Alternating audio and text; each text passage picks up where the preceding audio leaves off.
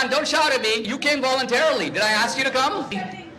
I'm defending fascism. No, I'm exposing you as a fascist. How am I a fascist with people who are hurtful and raped, and there's rapists who are still on the campaign? But see, the problem is, sometimes you get speakers like me who are not scared of people like you. Ultimately, you are afraid of ideas. You're not willing to engage with me. You think I pose a threat to you? I'm an immigrant. I came to America with nothing. What threat do I pose to you? You promoted dangerous, violent ideas that kill millions of people. I propose dangerous, violent ideas to kill people? Who have I killed?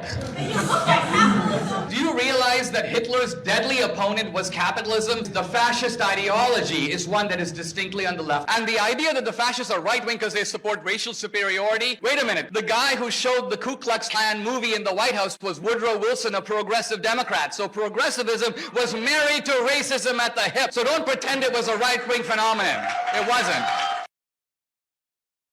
He's a fascist. For decades, this has been a favorite smear of the left aimed at those on the right. Every Republican president, for that matter, virtually every Republican, since the 1970s has been called a fascist, now more than ever. This label is based on the idea that fascism is a phenomenon of the political right. The left says it is, and some self-styled white supremacists and neo-Nazis embrace the label. But are they correct? To answer this question, we have to ask what fascism really means. What is its underlying ideology? Where does it even come from? These are not easy questions to answer. We know the name of the philosopher of capitalism, Adam Smith. We know the name of the philosopher of Marxism, Karl Marx. But who's the philosopher of fascism? Yes, exactly. You don't know. Don't feel bad. Almost no one knows. This is not because he doesn't exist, but because historians, most of whom are on the political left, had to erase him from history in order to avoid confronting fascism's actual beliefs. So let me introduce him to you. His name is Giovanni Gentile. Born in 1875, he was one of the world's most influential philosophers in the first half of the 20th century. Gentile believed that there were two diametrically opposed types of democracy. One is liberal democracy, such as that of the United States, which Gentile dismisses as individualistic, too centered on liberty and personal rights, and therefore selfish. The other, the one Gentile recommends, is true democracy, in which individuals willingly subordinate themselves to the state. Like his philosophical mentor Karl Marx, Gentile wanted to create a community that resembles the family, a community where we are all in this together. It's easy to see the attraction of this idea. Indeed, it remains a common rhetorical theme of the left. For example, at the 1984 convention of the Democratic Party, the governor of New York, Mario Cuomo, likened America to an extended family, where, through the government, people all take care of each other. Nothing's changed. 30 years later, a slogan of the 2012 Democratic Party convention was, "The government is the only thing we all belong to."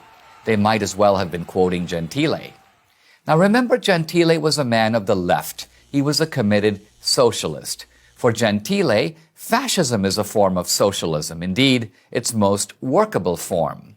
While the socialism of Marx mobilizes people on the basis of class, fascism mobilizes people by appealing to their national identity as well as their class.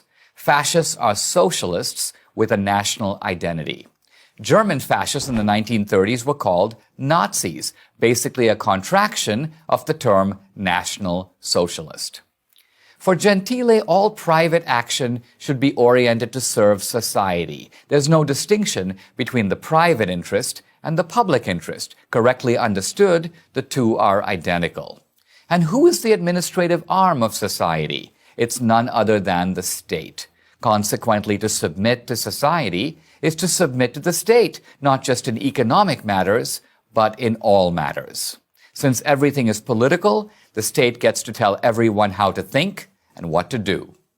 It was another Italian, Benito Mussolini, the fascist dictator of Italy from 1922 to 1943, who turned Gentile's words into action. In his Dottrina del Fascismo, one of the doctrinal statements of early fascism, Mussolini wrote, "All is in the state, and nothing human exists or has value outside the state." He was merely paraphrasing Gentile. The Italian philosopher is now lost in obscurity.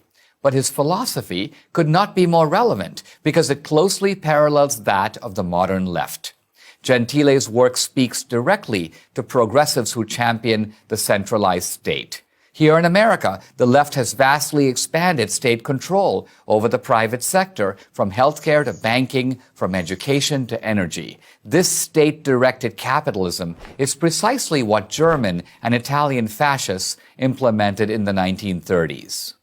Leftists can't acknowledge their man Gentile because that would undermine their attempt to bind conservatism to fascism. Conservatism wants small government so that individual liberty can flourish.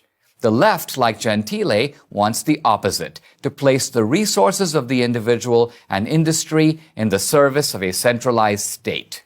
To acknowledge Gentile is to acknowledge that fascism bears a deep kinship to the ideology of today's left.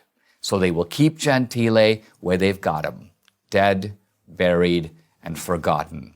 But we should remember, or the ghost of fascism will continue to haunt us. I'm Dinesh D'Souza for Prager University.